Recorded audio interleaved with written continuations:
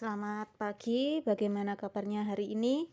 Semoga kita semua senantiasa diberikan kesehatan jiwa dan raga. Tetap semangat belajar, karena sampai saat ini pembelajaran masih kita lakukan secara daring. Mari kita berdoa bersama supaya pandemi COVID-19 ini segera berakhir. Baik, untuk video kali ini memasuki bab baru, yaitu jaringan tumbuhan. Jaringan tumbuhan nanti akan mempelajari 3 poin. Yang pertama, struktur dan fungsi. Yang kedua, jaringan penyusun organ pada tumbuhan.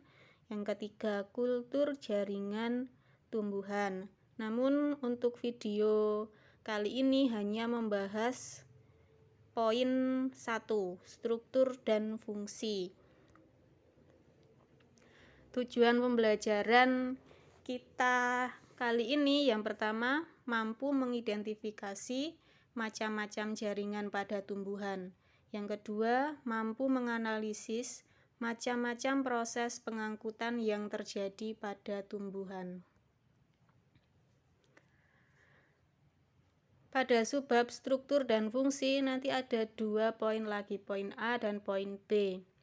Poin A, macam-macam jaringan pada tumbuhan, nanti mencakup jaringan meristematik dan jaringan permanen. Untuk yang poin B, pengangkutan pada tumbuhan nanti mencakup proses pengangkutan ekstravaskuler dan proses pengangkutan intravaskuler.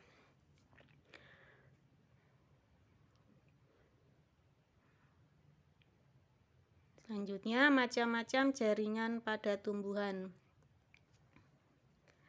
Ada yang pertama, jaringan meristem. Nah, ini ada gambarnya. Di situ ada gambar pucuk dari suatu tumbuhan. Nah, yang dinamakan jaringan meristem itu yang berada di lingkaran merah. Nah, itu bagian dari jaringan meristem. Letaknya, jaringan meristem atau jaringan embrional memiliki sifat-sifat sebagai berikut. Yang A, sel-sel penyusun berukuran kecil. Yang B, dinding sel tipis.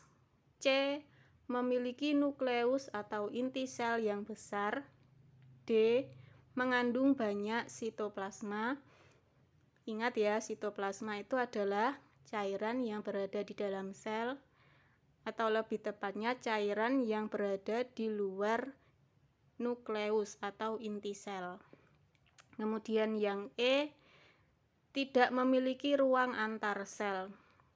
Jadi susunan sel pada jaringan meristem itu sangat rapat karena tidak memiliki ruang antar sel. Yang F, tidak memiliki vakuola atau memiliki tapi berukuran kecil. Yang G, memiliki sifat totipotensi yang tinggi. Nah, sifat totipotensi ini hanya dimiliki oleh jaringan tumbuhan. Jaringan hewan itu tidak ada. Sifat totipotensi itu adalah kemampuan sel tumbuhan untuk tumbuh menjadi individu yang utuh atau yang lengkap. Nanti sifat totipotensi ini akan kita pelajari di subbab kultur jaringan. Nanti kita bahas lebih rinci pada subbab berikutnya. Selanjutnya yang H, bentuk sel ada bulat, lonjong, kubus, dan prisma. Jadi bentuknya sel dari jaringan meristem itu ada banyak, tidak hanya satu saja. Selanjutnya penggolongan jaringan meristem. Jaringan meristem atau jaringan embrional digolongkan menjadi 2. Yang pertama berdasarkan asalnya, yang kedua berdasarkan letaknya. Berdasarkan asalnya, jaringan meristem dibedakan menjadi dua macam, yaitu meristem primer dan meristem sekunder. Meristem primer merupakan jaringan muda yang berasal dari perkembangan sel-sel embrionik. Jaringan meristem primer terdapat di ujung akar dan ujung batang. Aktivitas jaringan meristem primer mengakibatkan batang dan akar bertambah panjang, karena sifat dari jaringan meristem adalah jaringan yang masih aktif membelah. Pertumbuhan jaringan meristem primer disebut pertumbuhan primer. Sedangkan untuk meristem sekunder berasal dari jaringan dewasa yang telah terhenti pertumbuhannya, tetapi menjadi embrional kembali. Meristem sekunder meliputi kambium dan kambium gabus. Kambium terdapat pada akar maupun batang tumbuhan dikotil dan gimnosperme. Kambium gabus terdapat pada kulit batang dan membentuk jaringan gabus yang sukar dilalui air atau tidak dapat dilalui air. Pertumbuhan sekunder mengakibatkan tumbuhan bertambah besar. Penggolongan yang kedua berdasarkan letaknya. Berdasarkan letaknya, jaringan meristem dibedakan menjadi tiga, yaitu meristem apikal, meristem interkalar, dan meristem lateral. Meristem apikal atau meristem ujung terdapat di ujung batang atau ujung akar. Meristem apikal menghasilkan pemanjangan akar dan batang tumbuhan sehingga tanaman bertambah tinggi. Untuk yang meristem interkalar atau meristem antara terdapat di antara jaringan dewasa dan terdapat di pangkal ruas batang. Dan meristem lateral atau meristem samping terdapat sejajar dengan permukaan organ tempat ditemukannya. Contoh, kambium dan kambium gabus, atau dalam bahasa ilmiahnya kambium gabus itu disebut dengan velogen. Nah, di sini ada gambar untuk memperjelas letaknya. Yang kita mulai dari atas, yaitu tunas apikal. Nah, tunas apikal ini terdiri dari meristem apikal atau meristem ujung. Letaknya di ujung batang. Kemudian panah yang kedua, ada kambium vaskuler dan kambium. Nah, kambium ini terdiri dari meristem lateral atau meristem samping. Kemudian panah yang bawah sendiri, itu meristem membentuk akar lateral. Nah, akar lateral itu terdiri atas meristem apikal, yaitu yang letaknya pada akar. Kemudian meristem apikal akar di dekat tudung akar. Nah, itu letaknya di ujung akar. Ada yang letaknya di ujung batang dan ada yang letaknya di ujung akar. Berikutnya adalah jaringan dewasa. Jaringan dewasa atau jaringan permanen memiliki sifat-sifat sebagai berikut. Yang A, tidak ada aktivitas pembelahan sel. Yang B, ukuran sel relatif lebih besar daripada sel meristematik. Yang C, kadang-kadang sel telah mati. Yang D, terdapat ruang antara sel. Yang E, dinding sel mengalami penebalan sesuai dengan fungsinya. Yang F, sitoplasma sedikit. Dan yang terakhir, Yang G, vakuola besar. Jadi kalau kalian perhatikan, kalian cermati sifat-sifat jaringan embrional dan jaringan dewasa ini, keduanya memiliki sifat yang bertolak belakang dari A sampai G. Bisa kalian cermati kembali. Penggolongan jaringan permanen. Kalau tadi jaringan embrional itu digolongkan menjadi 2. Kalau penggolongan jaringan permanen hanya satu saja, yaitu berdasarkan fungsinya. Berdasarkan fungsinya, jaringan permanen digolongkan menjadi 4. Yang pertama, jaringan pelindung. Yang kedua, jaringan dasar. Yang ketiga, jaringan penguat. Dan yang keempat, jaringan pengangkut. Kita bahas mulai dari jaringan pelindung. Jaringan pelindung pada tumbuhan berupa jaringan epidermis dan jaringan gabus. Jaringan ini berfungsi melindungi tumbuhan dari pengaruh luar yang merugikan. Jaringan epidermis adalah jaringan yang terletak paling luar dan menutupi permukaan tubuh tumbuhan. Bisa dilihat pada gambar letak dari jaringan epidermis yang paling atas sendiri, itu yang paling luar. Umumnya jaringan epidermis terdiri atas satu lapis sel dan susunannya rapat tanpa ruang antar sel. Jaringan epidermis tersusun dari sel-sel hidup dan tidak berklorofil.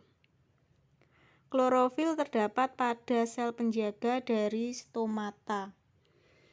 Jaringan epidermis berfungsi melindungi bagian atau jaringan dalam tubuh tumbuhan dari pengaruh buruk lingkungan atau patogen, menyerap air dan mineral, dan menyekresi lapisan lilin atau kutikula yang bisa mencegah evaporasi pada batang dan daun. Sebagian sel-sel epidermis dapat berkembang menjadi alat-alat tambahan yang disebut derivat epidermis, misalnya stomata dan trichomata. Stomata adalah mulut daun, yaitu derivat epidermis daun yang berfungsi sebagai tempat pertukaran gas. Sedangkan trichomata adalah derivat epidermis yang membentuk struktur beragam seperti rambut, sisik, rambut kelenjar, dan tonjolan. Trichomata berfungsi mengurangi penguapan, melindungi dari predator, meneruskan rangsang, dan membantu penyerbukan. Untuk yang kedua, jaringan gabus. Kalau di gambar itu letaknya di bawahnya jaringan epidermis. Ukurannya lebih besar. Setelah batang tumbuh membesar, epidermis terdesak sehingga pecah dan rusak. Akhirnya epidermis tidak aktif lagi dan fungsinya digantikan oleh jaringan gabus. Jaringan gabus dibedakan menjadi 3 macam, yaitu eksodermis, endodermis, dan paridermis. Pada bagian peridermis terdapat velum, velogen, dan velodem. Selanjutnya, jaringan dasar atau jaringan parenkim. Perhatikan gambarnya. Parenkim disebut juga dengan jaringan dasar karena terletak hampir di semua bagian tumbuhan. Jadi diingat-ingat ya, untuk jaringan epidermis tadi letaknya di sel yang paling luar. Kalau jaringan dasar atau jaringan parenkim itu letaknya di hampir semua bagian tumbuhan. Ciri-ciri jaringan parenkim. Yang pertama, sel-sel penyusunnya renggang sehingga mempunyai banyak ruang antar sel. Ruang antar sel ini digunakan untuk pertukaran gas. Pada gambar, ruang antar selnya itu terbukti sangat banyak. Ciri yang kedua, dinding sel tipis dan mempunyai vakuola besar untuk menyimpan makanan cadangan. Nah, makanan cadangnya itu berupa butir-butir amilum yang terdapat pada parenkim Oryza sativa. Ciri yang ketiga, sel-selnya berbentuk polihedral atau berbentuk segi banyak. Selanjutnya, jaringan penguat atau jaringan penyokong atau kadang disebut dengan jaringan mekanik.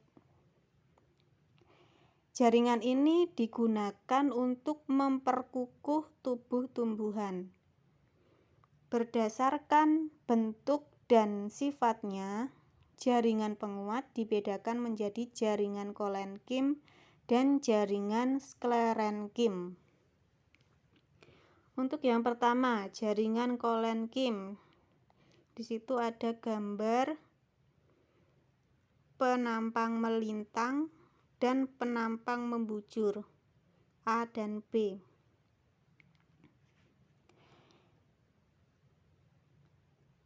Jaringan kolenkim memiliki ciri-ciri, yaitu tersusun atas sel-sel hidup. Umumnya dijumpai di bawah epidermis batang, tangkai daun, tangkai bunga, ibu tulang daun, dan buah. Kolenkim jarang terdapat di akar. Ciri yang kedua, dinding selnya tidak mengandung lignin, tetapi mengandung selulosa, pektin, dan hemiselulosa sebagai penguat pada organ-organ tumbuhan yang masih muda atau bagian tubuh tumbuhan yang lunak. Ciri yang ketiga, merupakan penguat utama organ-organ tumbuhan yang masih aktif mengadakan pertumbuhan dan perkembangan. Struktur jaringan kolenkim seperti pada gambar ini. Gambar A dan B ini berasal dari gambar yang paling sebelah kiri. Artinya berasal dari satu organ tumbuhan. Satunya dipotong, satunya dibelah. Yang kedua, jaringan sklerenkim. Jaringan sklerenkim memiliki ciri-ciri. Yang pertama, terdiri atas sel-sel mati dengan dinding sel tebal. Yang kedua, hanya terdapat pada organ tumbuhan yang tidak lagi mengadakan pertumbuhan dan perkembangan. Yang ketiga, merupakan jaringan penguat dengan dinding sekunder yang tebal dan terdiri atas lignin. Selanjutnya, jaringan pengangkut. Berdasarkan bentuk dan sifatnya, jaringan pengangkut dibedakan menjadi jaringan xilem dan jaringan floem. Jaringan xilem berfungsi mengangkut air dan unsur hara dari akar ke daun. Sel-sel penyusun xilem umumnya sudah mati dengan dinding sekunder yang sangat tebal, tersusun atas lignin sebagai jaringan penguat. Xilem terdiri atas unsur trakeal, trakea dan trakeit, serabut xilem dan parenkim xilem. Untuk yang floem berfungsi mengangkut dan mengedarkan zat-zat makanan hasil fotosintesis dari daun ke seluruh bagian tumbuhan. Floem terdiri atas berbagai bentuk sel hidup dan mati yang meliputi unsur-unsur kibral atau sel-sel tapis dan komponen buluh tapis, sel pengiring, sel albumin, parenkim floem, dan serabut floem. Untuk yang xilem itu cirinya yaitu satu arah. Ini perbedaan xilem dan floem ada pada gambar. Yang xilem satu arah, yang floem dua arah. Yang xilem mengangkut air dan mineral dari akar ke daun, dan yang floem mengedarkan air dan makanan dari daun ke seluruh bagian tumbuhan. Yang xilem sel tidak memiliki dinding pembatas. Untuk yang floem memiliki dinding pembatas yang berpori. Jadi dinding pembatasnya itu tidak tertutup, tapi ada pori-porinya, sehingga air dan makanan tetap bisa melewati floem. Yang merah ini adalah xilem, yang biru floem. Tadi kan saya jelaskan xilem terdiri atas unsur trakeal, yaitu trakea dan trakeit. Unsur trakeal adalah unsur yang berperan dalam pengangkutan air dan zat terlarut di dalamnya. Sel trakeal berbentuk memanjang, tidak mengandung protoplas. Dinding sel berlignin dan mempunyai bermacam-macam noktah. Unsur trakeal terdiri atas trakea dan trakeit. Untuk yang trakea itu yang B, terdiri atas deretan sel yang tersusun memanjang dengan ujung berlubang dan bersambung pada ujung dan pangkalnya. Lubang trakea disebut lubang perforasi. Sementara itu, trakeit merupakan sel panjang dengan ujung yang runcing tanpa ada lubang, sehingga pengangkutan berlangsung melalui pasangan noktah pada ujung trakeit yang saling menimpa. Untuk yang floem, yang C, sel tapis. Sel tapis memiliki bentuk seperti tabung dengan ujung yang berlubang-lubang seperti trakea. Sel tapis saling berhubungan dengan sel tapis yang lainnya dan saling berdekatan antara dinding ujung sel di bawah atau di atasnya. Deretan sel memanjang ini disebut pembuluh tapis. Selanjutnya poin B, pengangkutan pada tumbuhan. Pengangkutan pada tumbuhan ini kalau di dalam tubuh manusia seperti halnya pembuluh darah, yaitu mengedarkan zat makanan yang berupa darah. Kalau di dalam tubuh tumbuhan itu dinamakan pengangkutan pada tumbuhan. Ada dua, ekstravaskuler dan intravaskuler. Untuk yang ekstravaskuler itu melalui dua jalur. Ada jalur apoplas, yaitu melalui dinding sel, dan jalur simplas, yaitu melalui sitoplasma atau cairan di dalam sel.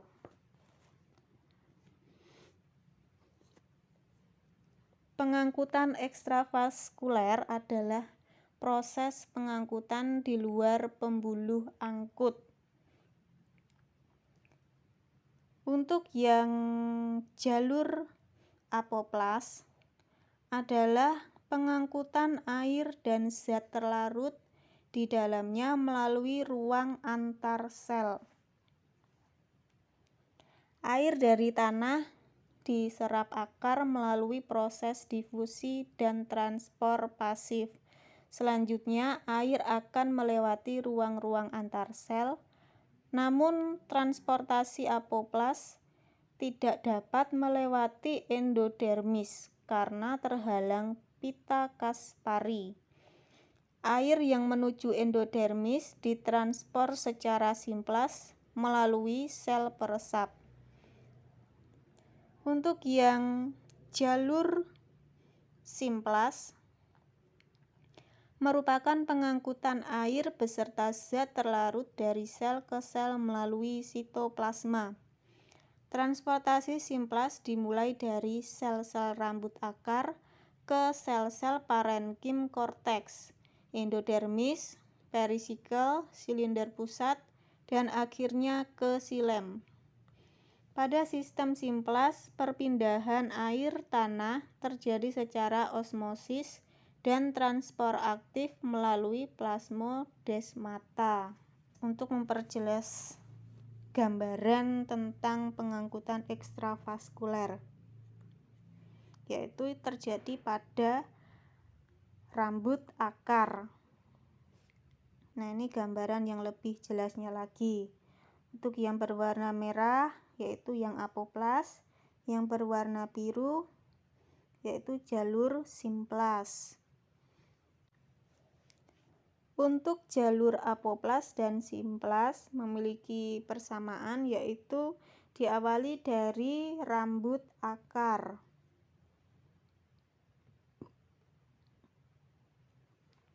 Selanjutnya, proses pengangkutan intravaskuler.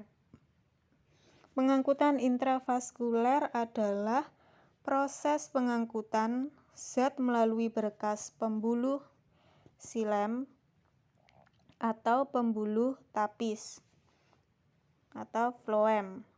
Proses pengangkutan secara intravaskuler pada pembuluh xilem yaitu yang pertama mulai dari xilem akar, kemudian yang kedua dilanjutkan ke xilem batang, selanjutnya xilem tangkai daun, yang keempat xilem tulang daun, dan yang kelima mesofil pada daun.